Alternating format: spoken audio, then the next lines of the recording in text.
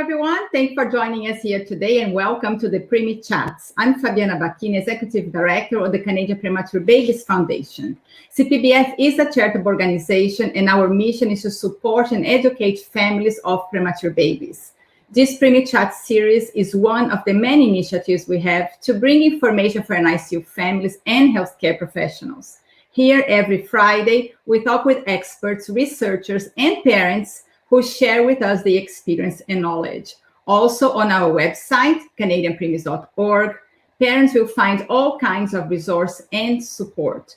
And today we're going to talk about supporting parent transition to rehabilitation services. This presentation will focus on parents' needs and experiences with transitioning their preterm infant to rehabilitation services. We will share research findings and a tool that practitioners and parents can use to prepare for transition. And I have here, joining me live from Toronto, Marilyn Ballantyne, who is an adjunct scientist at Holland Bloorville Kids Rehabilitation Hospital and adjunct professor at the Lawrence S. Bloomberg Faculty of Nursing, University of Toronto. Marilyn has 40 years of nursing experience as a nurse practitioner in neonatal intensive care, neonatal developmental follow-up, and complex care child development settings.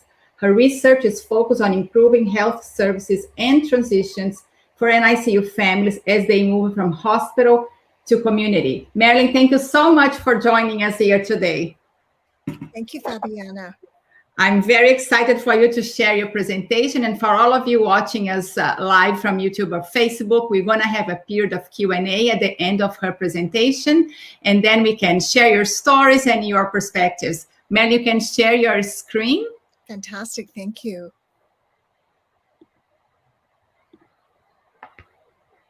And let us know where you're joining us from.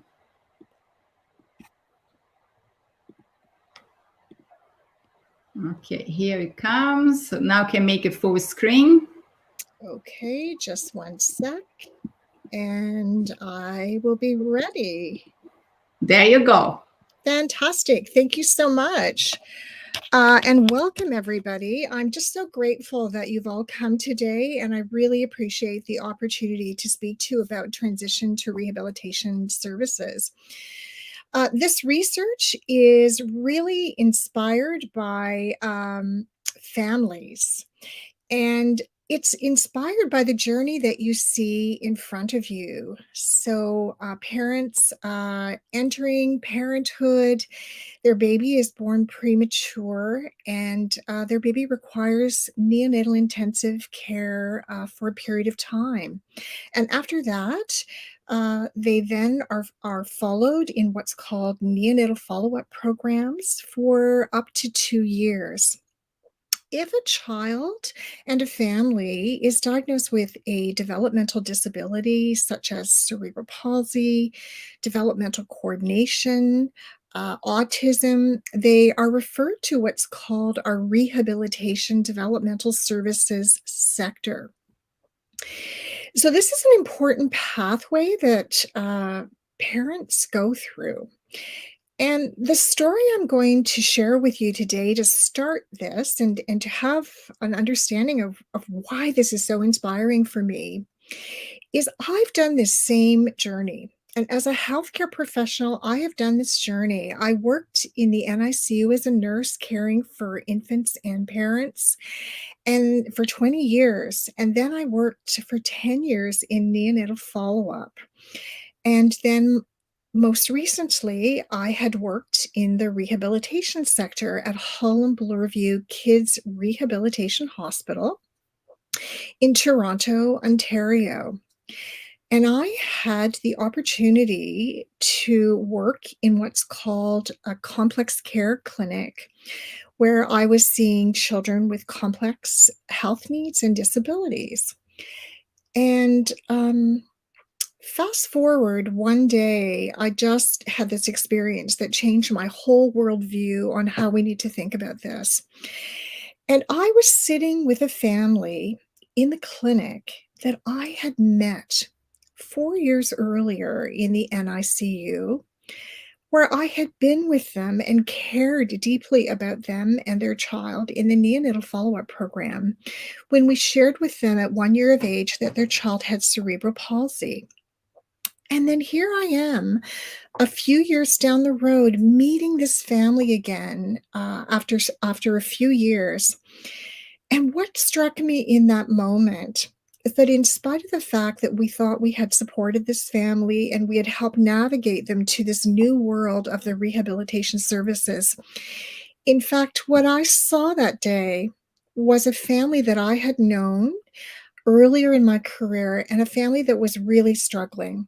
And both mom and dad were really having a difficult time in addition to the care that we were providing their child. So that story changed me, and that story brought me to looking and trying to see, is there something we can do with research to help tell the story that these families are experiencing and make this a better experience. Mary, sorry, we lost your slides.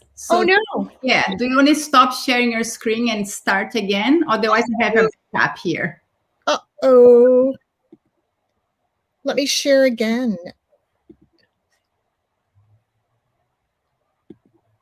Huh. Okay, it's coming. Okay. Go back to PowerPoint. Okay, let's see if this will work. Okay, try to move forward. Let's see what happens there. Have we had more success? Yes. Oh, and you know, it's working better for me too.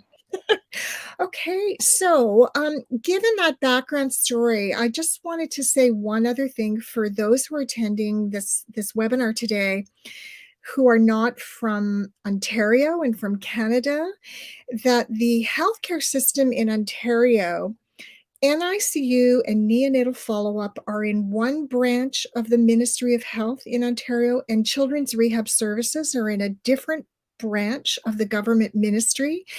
And that has a lot of implications for families, and it's important context to remember in Canada, and each province is different, but that's important to know as we move forward because it makes the system a little more complicated for both healthcare providers and for families. So thank you, Fabiana, for letting me know. So the research that I'm going to tell you about is really, we can summarize in this slide. As we started to investigate this moment that I experienced with this family and how we could do a better job, it really is described as a whole new world. Parents of children who are born preterm or acutely ill and have developmental disabilities, it was clear that they needed better support when transitioning. And parents in our research were often left feeling overwhelmed and stressed, especially at times of transition. So this is just the important background of the research that we did, and I'm going to take you through the story of 5 different research studies, each progressing a step-by-step to try and help bring this to light. So the first story is a research that you look at is what is known already in the world about this. You don't start from scratch, you look to see what's available. And we started to look to see if there was any literature on transition from the NICU to rehabilitation services. And to my utter surprise, there was absolutely nothing. There were no articles on this topic at all, which was a surprise, a disappointment, and just gave us more encouragement to move forward. What we did find was that there's a lot of research on NICU. Once you're ready to be discharged, but you're still not well enough to go home, what's it like transitioning from the NICU to a community hospital? And you see here that some of the themes that we found in about 10 different studies was a fear of the unknown, parenting at a distance again, feeling you have to start all over and get re-involved with the new hospital. Sometimes the communication wasn't as good as one hoped. And there's just noticeable differences in care across different hospitals. Sometimes parents could do things in one place and not the other. So that was already known out there. But then we still have this issue of the story's never been told. So we went on to tell this story. And this is just a summary point. I'm sorry. During transition, the needs of parents are often overlooked, as Fabiana said at the beginning, and parents play such an important role in their child's development. We know in the NICU that parents experience a lot of emotion, stress, anxiety, physical, emotional separation, and this can sometimes leave parents disconnected from their child's care. And most importantly, from my lens on as a healthcare professional, when some parents are feeling not connected and not understood, then they start to drop out of services, and we want to be able to do the right thing to keep them connected with services. So the next study we did, the second research study, was to go out and to ask families to tell us their story. So we interviewed 18 parents whose exact story was transitioning from the NICU to neonatal follow-up to rehabilitation with their children with cerebral palsy. And this too was incredible findings. Parents described, as I said earlier, that it was a whole new world. And they told us three really important themes. What to expect. They didn't know what to expect after their child's diagnosis. They didn't know about the differences in hospitals versus the children's rehabilitation section. They needed a lot more support. And they needed support from peers who had been just ahead of them on the journey, but they also needed the support of healthcare professionals. And as straightforward as that sounds, that wasn't in place when we did this study. And in the organization where I now work, there's now a peer support network as well as a peer resource website that families can go to. And also getting there.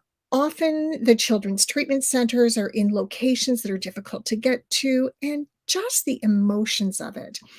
I think the thing that struck me the most about doing this research study is something that I had wondered about, but I had never heard as beautifully as these parents told us. And transition for them broke an emotional bond. With neonatal, they had often been with neonatal care providers for 1 year or 2 years. And all of a sudden, they were being transferred to this new rehabilitation services, and this broke a bond and a relationship that they had built with neonatal care providers. And this led to some families reliving the prior emotional trauma of moving to the next service, letting go, the loss of knowing people and people who knew your family. So the findings really told us then rather than a fresh start, which is what really the literature was thinking about, is that it's a cumulative emotional burden for parents in these first few years of life. And it's a very critical period for parents because we know that parents are doing their absolute best for their child's development. And if they're struggling with their own emotional health, that just makes it very, very difficult. So it was so clear. And this study was so important because it told the story for the first time. And we have also published this paper. One of the things that and this is again a summary of what we found in lay language. So the largest source of stress was fear of the unknown, wanting to see the map a few months, a year ahead. Parents moving to the new rehab sector often felt excluded from decision making. They needed more information because they felt unprepared because it was that whole new world that I talked about earlier. And there's differences. There were also the physical barriers that I talked about, and I love this quote at the bottom from a father: a whole new world where you have no idea what you have available and who you have available, or even what services you might need 6 months up the road. So after we did this study, the third research study came forward, and the third research study was me as a healthcare professional saying, wait a minute. If parents aren't getting the experience that they need, what can we do in our system, and what can we do to help healthcare professionals understand this and work with us to figure out a way to improve this? So I started asking questions. How could I have worked in the pediatric system for so many years and not known that this was so important? I wondered how other healthcare professionals felt. And so we did a study with healthcare professionals where we did what's called a scan of the environment. And we asked them, what are the difficulties you're experiencing? What are the limitations that you have? And how could we improve the experience for parents? And to date, surprisingly again, there was very limited research on how to guide providers, to guide parents through transition, especially parents who had the story of the NICU, neonatal follow-up, and now to Children's Treatment Center. So in these studies, we talked about how parents valued the support and knowledge of healthcare professionals during transitions, and healthcare professionals knew that and were aware of that, but they didn't know the story that parents were bringing with them. And healthcare teams felt pressured to provide care for the child with very limited time to say to the parent, how are you feeling? What can I do for you? Healthcare teams that share information with one another are more likely to meet a family's needs. And again, because the neonatal group was in the hospital side and the Children's Treatment Center was on the other side, these healthcare teams didn't have much opportunity to meet with each other or talk with each other, with the exception of referring families to the other. And we all know that engaging parents when setting their children's goals of care increases trust in the team. So that was a really important finding, and we did a scan and we met with the children's treatment centers across our province. The next study was a symposium.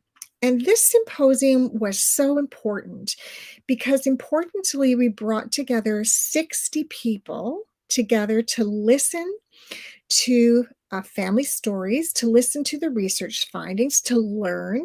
We brought families together. We brought researchers. We brought people from government. We brought people who provide care in neonatal programs and also in rehabilitation programs and in complex care. And many people at the symposium talked about how it was the first time we had ever been in a room together. And the family stories, which Fabiana can tell you more about, because she was one of the people who participated in this symposium, were so meaningful. And we left that symposium with 6 actionable items. One is we need more education, and we need it not only for families, but for providers. And when we think about education, we need to think about, how do we deliver it? What's the best time? When are families ready? The second themes area that we talked about was resources. Families and providers talk to us about how the resources for families of children with disabilities are really complicated, and having access to them early, bringing awareness early, communicating about it early, everybody needed help with that. And lastly, we talked about collaborative transfer of care programs. And in our province, there were a couple of exceptional examples that had just sprung up in specific regions of Ontario, where one program on the east side of Toronto was sharing staff between their neonatal program and their children's treatment center. And one of the staff members would follow families across and help navigate that. There was another program on the west side of Toronto in the Niagara region who actually held their neonatal services for children in their children's treatment center. So again, sharing staff, learning about each other. So a couple of examples, and I know there's some wonderful examples in some other provinces. So this symposium was really important. Part of the symposium, after the symposium, I think there were many opportunities for healthcare professionals to really focus in on how to improve the parent experience, and encouraging and including parents as member of their child's healthcare team, encouraging parents to participate in the added aspects, sharing treatment information earlier. Families had talked to us in our interviews about how they found out about funding 6 months later than they needed it, and it would have been so much more helpful earlier. And translating information into plain language. And one of the resources I'm sharing with you today is a plain language, a tool that families at the hospital where I work took my research and translated it into plain language for the benefit of families. I think in the healthcare system as well, allowing time for parents to understand the information. Appointments are booked quickly, they're tight, and parents just weren't getting the information that they need. And connecting parents to healthcare transition resources in their community is so critical. So that symposium was really helpful in guiding us into the next steps, and it led to the next study, which is our 5th study that we're going to talk about. And the story of this 5th study is now, well, what do we do about this? How do we help families? And as a researcher, you don't invent an intervention. You go back and you look to see, is there an intervention already out there in the literature that we know is effective, that we know supports parents, and that could be adapted to help parents in this situation? So we looked at 4, we did a big literature search again. We found 4 very effective programs, and I'll tell you about the 4 programs, and then I'll tell you why this program that you see on the screen was the winner. So one was a parent support group only. One was a website consultation where healthcare providers and new members in rehab could send messages back and forth to each other. One was a parent self-help group, and the 4th intervention was an intervention or a program where families share their stories. So they're able to share their stories and their emotions together with other families, and also then have a formal education program. We asked parents to rate how acceptable are these 4 programs and which one meets your needs the best, and which one could we adapt and improve. And they talked about how emotional needs and information education needs was the perfect intervention for them. This would provide parents with knowledge and skills about their children's health. It would help them with their stress, anxiety, trauma, and emotions related to transition, and being able to talk to others about it. And it helped parents learn from each other and to navigate for the future. So learning earlier. The program is also valuable because it could be tailored to families' needs. So even though this program was invented or created for children whose parents and children were undergoing cardiac problems, this could be adapted to this context. It provided access to a variety of healthcare professions because the program was run by a nurse and a psychologist, and they brought guest speakers as needed. And it also incorporated family strategies so that families could learn from each other and implement it in their everyday life. We didn't stop just with parents. We also did the study with healthcare providers. They rated the intervention slightly differently. But what they agreed upon was that sharing your stories and sharing your emotions and having education together in a bundle was what they thought would be the most effective. So that's the story of our 5 studies that we have conducted. And as you can see, from a research perspective, it's just at the beginning, and there's so much more that could be done. So lastly, I'll tell you about 2 tools, which Fabiana will share on the website. The first is about that very first research study I talked to you about of moving from hospital to hospital. And this is called Research Unlocked. And the Family Research Engagement Committee at the hospital had this amazing project where they took our published papers and converted them, and I'd say wrote it better than me, into lay language. And I just loved the way they did this. And they talked a lot about what it means to become a caregiver. So a parent of a child with a disability as well is a caregiver and a parent. And they talked about, no, you're not alone. Many caregivers are in this situation. Find someone on the team with whom you're comfortable with, and they become your key contact. Don't be afraid to ask questions. Reach out. And this is just one page of the brochure that they put together of our research. And I just love the meaningful way that they wrote and developed this tool. They took our work to a whole new level. And then the other tool that we developed a tool for healthcare providers around, if I'm in the neonatal follow-up program and I'm referring you, this family I'm working with, to a rehabilitation center, a children's treatment center, here's the things that I need to think about as a healthcare provider that these research studies told us. And then the tool also has a section for questions for parents before transfer of care. So have you been informed of the location and directions? Are you aware of what to expect? Did your healthcare provider tell you what to expect? And at your first appointment, you'll work with a new healthcare team. You'll likely meet psychologists, occupational therapists, physiotherapists, speech language pathologists. You'll meet a whole new group of people.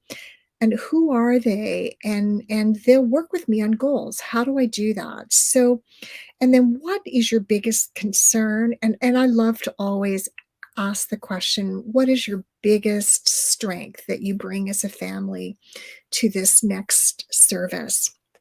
So those are some of the tools that we've developed, and it's just a snapshot of the bigger tool. And then lastly, as I'm saying thank you and showing you a picture of Holland Bloorview Kids Rehabilitation Hospital where this work was done, I also wanted to say that one of the really inspiring things about this research was that there were two families who were research team members as part of these studies. They helped us form the questions. They helped us communicate at conferences. They gave us feedback on our writing. They helped us understand that we didn't quite have it right. It was truly partnered, and my thanks to Cheryl Peters and Kyoko Davis, who were our partners on this, in addition to the research team that you see here. And that, I think, is it. Thank you so much, Fabiana. Thank you, Mary. Can you stop sharing your screen so you can see you? Absolutely. Just one sec. Thank you so much for your presentation, for the amazing work you've done. Yes, we can see you now. It is such an important work, and obviously I'm very passionate about this topic because I experienced that transition myself, and it wasn't the best transition. But I want to ask you, years later, after your last study, how is this knowledge being disseminated across Canada in different rehab centers where they do see our population? Yeah, it's really at this point been disseminated locally in Ontario. We disseminated some of the information at the symposium, and we've shared the tools with the neonatal follow-up program in Ontario, and we've also shared them through Page Church, Dr. Page Church, through the Canadian Neonatal Follow-Up Program, because really one of the places to start is with the neonatal follow-up programs. I've shared it with some of the nurse practitioners that work in the Canadian neonatal follow-up programs, but then the pandemic came, and things really haven't moved since that time. So I think as systems start to open up, those are conversations that can continue to happen. Absolutely. Melly, what was the biggest learning for you on this work? Oh, just one? Well, you can share your biggest learnings, I guess. I think one big learning for me, and I alluded to it at the end. Well, there's more than one. Sorry. Uh, I I found that parents, working with parents as researchers beside me on the project, coming to our meetings, helping us present at conferences, that was to me just absolutely life-changing. I had come from a more acute care hospital environment before I came to rehabilitation, and families just weren't as directly involved in research. And I just was so fortunate to come to a research institute where we actually had a program where we recruit families to every single study, and they meet with us. And I just loved, so that was one of my big aha moments. I think the other big aha moments for me in this research is that the story had never been told or published. That really surprised me. And so I just felt so much more committed to tell the story of these 18 families. And I know that's just the beginning. I would love another researcher to take this on as a passion project, because the stories need to be told. And families who are going through this just need so much more support. So that was the other thing, like the quote that we used from one of the parents in the study, "A Whole New World." It really was meaningful. And I think the cumulative stress, and that each time you get another transition and you get more bad news, or you get more news that isn't what you expected, the cumulative stress and the trauma of that, I think, was completely underestimated. And this study really helped illuminate that support for mental health services are needed right from the beginning, and it needs to link across all services. And then my other big aha was that healthcare providers need help too. That the two sides of the system are very different. I alluded at the beginning that they're funded differently, they report to different government ministries. The policy in our province is therefore different for children in the rehab sector versus in the hospital sector. And I think that's really set up healthcare professionals for not knowing each other well, not knowing each other's services well. And one sector has much less money, and so they're really stretched for what they can do. And so that's why asking their opinion on what we should do and what's doable became really important. Those were all the big aha moments for me, in addition to the family that just changed my worldview that day. Absolutely. I think you pointed out so many important things. One is the accumulative stress, because when you come already from the ICU, where the stress is so huge for so many months for most of us, the unexpected delivery for many of us, and then the ICU stay itself, and then the discharge home, and then you come with this new, literally the new world of going to rehab with a new diagnosis. So how can we best support families on that transition? There is a mental health point of view for sure. I think I'm a firm believer that we need to support families from the get-go, from the ICU, because that's where the trauma is happening. Yes. And then we go through different moments of trauma along the journey. But besides the mental health, how can these centers be more receptive to families, more understanding and empathetic to the family's journey? Because our journey started months before, right? So you're just, as you said, adding some extras. Yeah, I think there's some really, really excellent ideas out there. I think one example is Navigators. So one really great example is Navigators. So someone who's a navigator and the key person in a neonatal follow-up program, and someone on the other side who they are the key first contact, so that you're not phoning a random number, like a one-stop shop where you know that is the person, no matter what the question is, that will handle it and help you through it. And there are some great examples of that in some of the follow-up programs. I know Alberta's got some really good ideas. But in Ontario, there's just smaller little programs who are doing that. So that's really important. I think really formal messaging. So we put these tools together, and it's just, I'm humbly say these tools are just the beginning. They're the beginning of the provider tool was a checklist. Have you talked about all of these things as you're referring this family to this new service? And providers asked for that. They said, we need a quick tool that will tell us, did I do this? Did I not do this? Did I talk to this family about this? Because at the end of the day, I think I talked with every family about where it is and what goals are like and who they're going to meet and who's the key contact and where it is. But at the end of the day, I can't remember if I did that with everybody. So we need tools, we need resources to help us help people. And then in all of the interviews that we did with providers and all of the interviews we did with families, everybody, the key, one of the key things was, please just ask us how we are.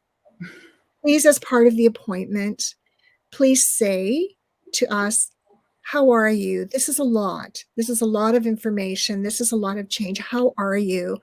What can I do today to make this experience better? It sounds simple, but it isn't that simple. No, and I had to share something with you because, many, many months later, after I had Gabriel, so many appointments and this transition to rehab because of his diagnosis of cerebral palsy, nobody asked me how I was doing. And I remember taking to a naturopath doctor, and we talk about Gabriel, and then he looked at me and said, but how are you doing? Yeah. And it was the first time that somebody asked me after almost a year or a little bit over a year how I was doing. And I started crying because I actually didn't know how I was doing. I was in this fight or flight mode for so long that I had not had time to check on me. But I always talk about this with follow-up clinics. And one person in a follow-up clinic said to me, we don't ask because we don't know what to do with it. Yeah. And I think that's why when you mentioned education for the healthcare professionals, it's so important because, yes, maybe you don't know what to do with it, but maybe you can make resources available for that family, what is in your community. So being aware of what resources are available in your province, I think is very important. And it's not, and we know the resources change often, but having a center where families can go to learn about resources or link families with peer support groups, because most of the things that I've learned were from peer support groups. Yeah. I didn't know about PSWs. I didn't know about the disability tax credit and all those things that I learned from other families, because there was nobody in any center that sat down with me and said, okay, these are all the resources that there is available for your family during this time. And I think there's so many pieces to it, right? One piece is the mental health. One piece is the practicality of that transition and just welcome to this new world that we entered. My other question to you is, how is the transition from what you gathered from your study for dads? Do dads have a different experience than moms? They absolutely do. That is such an incredibly great question. Thank you for asking that. They absolutely do. They felt even one more step removed. Of the 18 parents that we interviewed, 3 of the 18 were dads, so we can't really say we're representing all dads. It was mostly moms. Dads are generally not as strongly participating in research studies, especially when they're telling their story. But the dads all talked about how, their idea of peer support was maybe playing a sport together in the gym and burning some energy. And they talked about how they felt the pressure to protect their whole family and to protect their partner and their infant, in addition to their own mental health and their own questions. So yes, dads, very different experience and very different needs. So they need information and support and peer support too, but in a different way. Right. Well, I always hear that from fathers. They don't even like the word support, right? But they can go for pizza night or can go to a pub for a beer. That is more from what I heard from other dads. Mary, another question I want to ask you. Obviously, because I'm in this world for 9 years now, and I know so many parents that are in my world of, dealing with kids with disability and with the system. I want you to talk a little bit with you about the power of words. When you have this transition from the ICU to this new world where a whole world opens up to us, right? Like now you have to learn what is your own values and your views on disability, how I'm going to deal with this, how I perceive my child to be in this new environment. I feel the words of the healthcare professionals matter so much every step of the way, but even more so during this transition, because that's when sometimes they take our hope away, focusing on all the depths of the child and not on the strength. So let's talk about the words and your perspective on it. Yeah, that's just so important, Fabiana. And I think a couple of things come to mind to me immediately, and please tell me if this doesn't make sense, if it's too much lingo from my mind. But we've been moving in a really important way in the rehab sector with what I call strength-oriented approaches and strength-oriented language, and solution-oriented, or it's called solution-focused, but solution-oriented. And in a strength-based approach, so most of the research I do is coming from a strengths lens, although it doesn't sound like it today, and I apologize for that, but I'm always thinking about what are the 5 things that are wonderful about this, and like a 5-to-1 ratio, what are the 5 things that are wonderful about this situation, and what's the one thing where we're going to talk about, but it's balancing. So you're talking about a family as a whole, you're talking about a family and what you're proud of and what things you've experienced before you're launching into. So today we're going to focus on how Jeffrey is using his right leg, but you commend and you notice, and it takes actually different training and a different stance to do that, and then to work with families around not solving things for them, but saying, what have you tried? What's worked first? And then have you tried, and that didn't work. Can you tell me more about what you've learned from other families? Because as you said earlier, you've learned more from peers, and that was a big aha moment for me in the research, because I knew peers were important. I knew that from the NICU, but I didn't realize they were so important and so valuable. So that's a part of it too that becomes critical to your question. So, and I think in acute care hospitals, we're used to focusing on the problem and fixing it, whereas in the rehabilitation sector, because you form a relationship with a family for 18 years, maybe 15 years, you really get to know them. You work on relationship skills, and you work on like what's glorious about this family, because that's the beauty of it. And families have so much to teach us. So that's where I come from. It's my lens, but I've been heavily influenced in the last 10 years because I also work on a strength-based healthcare leadership program, so that leaders talk that way, so that the people that they report to understand that that's how we respectfully treat families as well as each other. Absolutely. I think it's such an important approach to focus on the strength rather than the depths, and what is the solutions for that. I love that. So There's always more strengths than anything else if you look. Absolutely. So I just want to do a shout out to Sarah. Sarah is always here on Fridays with her baby Lachlan. She joins us always live from Barrie. And we have Poland. She always also joins us on Fridays. And you have somebody today joining us from Thailand. So welcome to our live session. Thank you. Mary, you talk a little bit about family, right? This is a family approach. And obviously, when you are in this transition piece, is a new diagnosis. You have to embrace the diagnosis and become comfortable talk about the diagnosis. And it's not an easy thing to do. So how healthcare professionals with your approach and your experience with your research are supporting families to perhaps break the news to the sibling, to the other child, or to the grandparents, and to the extended family? Because I always feel you will not always know how to approach that. Yeah, Fabiana, that too is a really excellent question, because it's not well studied either. I think immediately of one of the siblings of the mom that I spoke of that was part of our research as part of our team. Her daughter is a sibling leader at the hospital who is really, and she has a PhD and she now has postdoc, and she's just really exceptional.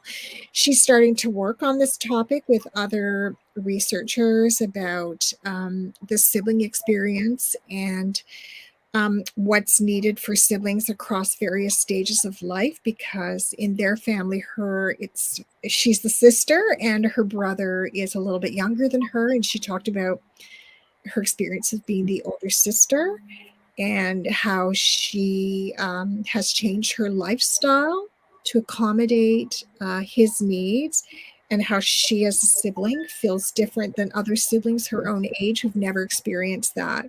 And she feels herself more grown up than some of her friends because of the experiences in that. So I actually, Fabiana, don't know that research well, but I do know that there is work emerging on sibling tools, sibling support groups, siblings who speak to researchers about what to include as questions.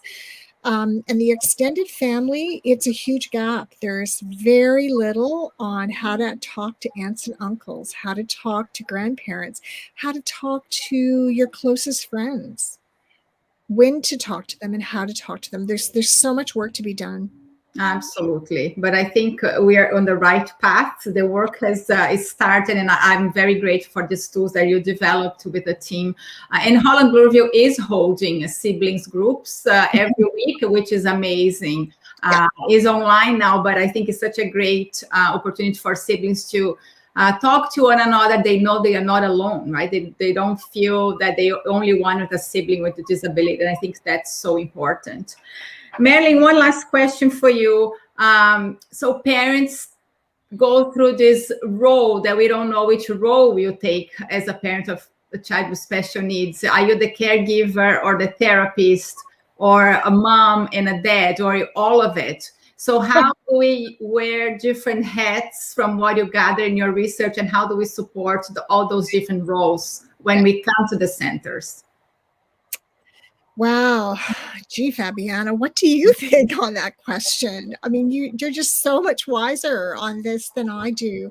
I am. I think one of the things, again, that I've learned from research and from the groups at Holland Bloorview is that starting to talk about caregiver role, starting to meet peers. There's some beautiful work around peer-to-peer conversations and formally connecting people with peers who are like-minded and just up the road. I'm just going to put my glasses on, because there's one thing that we had around that, peers were the best source for families and friends, and for siblings were better than healthcare professionals for sure around seeking out support. So I think that's one of the pieces around talking about caregiver role, because I don't think I really fully understood it the way you understand it and the way you've experienced until I started to hear those programs and participate in those programs, and then trying to illuminate it through papers and presentations and in publications. I think part of the tool, one of the tools that we've shared with Canadian Premature Babies Foundation talks about, speaking up when you're not okay, feeling that it's okay to say, I need a break. Many families talk to us in interviews about how they never even heard about respite or being able to hire someone with funding through government to help them in their home so that they could pace their experience of taking on all of these roles. Yeah, I actually, when you talk about caregiver, I didn't realize I was a caregiver until I actually volunteered in one of the committees at Sinai. They call the Caregiver Project. And because as a mom, I didn't see myself as a caregiver. I thought that was my mom's role. But, it is a change in your perspective as well on which role you play in each time. It's really interesting because I wasn't familiar with the role of caregiver either. That was new to me when I came to the rehabilitation. And so I really had to work through the same things. Well, what does it mean? Mm-hmm. And then where is the balance between turning parents into healthcare professionals, which is, there's boundaries and there's balance there, right? You want a healthy family, and you want to be able to have fun. And actually, one of the things that fathers asked for in interviews when we talked to fathers, because you asked me that earlier, was they said, we want to have fun. Can you help us figure out how to have fun as a family?